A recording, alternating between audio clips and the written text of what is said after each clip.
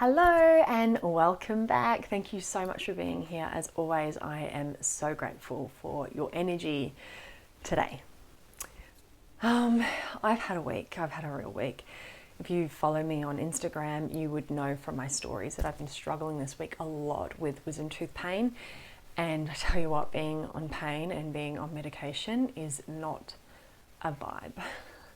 But anyway, I think that's in the past. I am almost pain-free, and I think I have managed to stay away from antibiotics, which was my biggest concern this week. I haven't done any of the things that I would normally do. Like this week, I haven't done my walks. I haven't really done any exercise.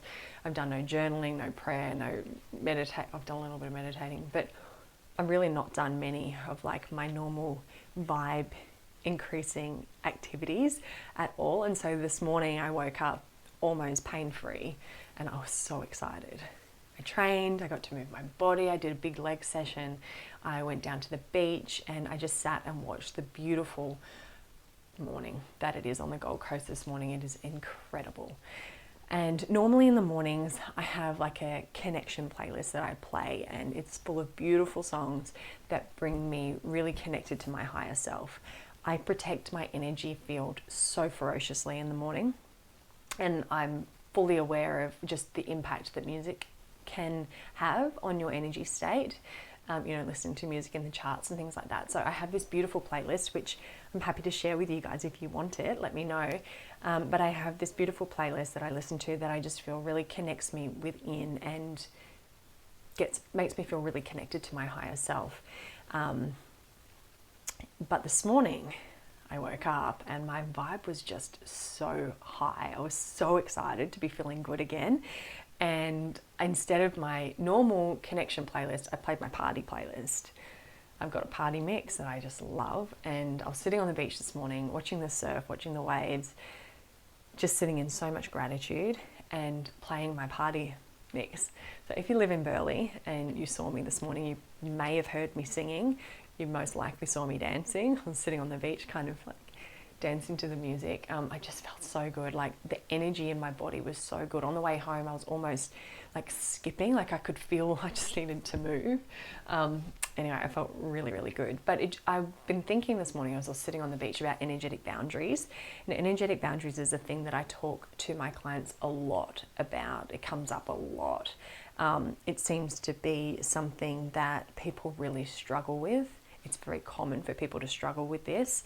And, it just got me thinking about how we need to ferociously protect our energy and put these boundaries up to really preserve our mental, our physical, our emotional, and our spiritual state. And it is just so important.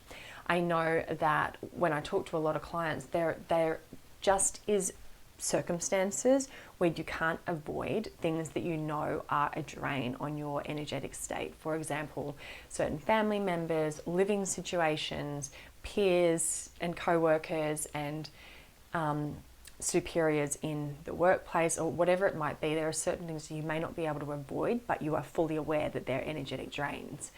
And sometimes we need that energetic protection to really protect ourselves and keep us unaffected from the toxic and negative conversations and interactions that you might be involved in. Because when we don't have those energetic boundaries in place, at the end of the day, we can just feel compromised. For one, we can feel exhausted and depleted, and keeping energetic boundaries in place allows you to live a life in alignment to you and your values, and it allows you to stay sovereign within yourself. And as I always talk about how important I believe autonomy in yourself is, that can only be a state that you can get to if energetic boundaries are in place.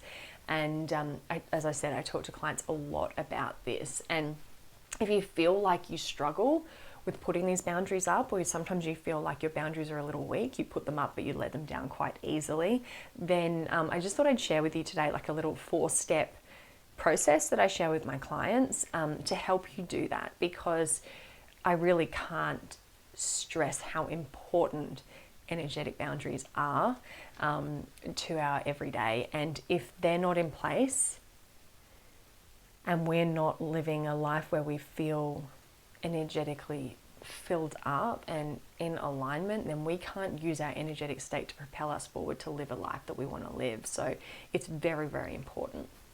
So my 4-step process it's very, very simple, but the first one would be self-reflection.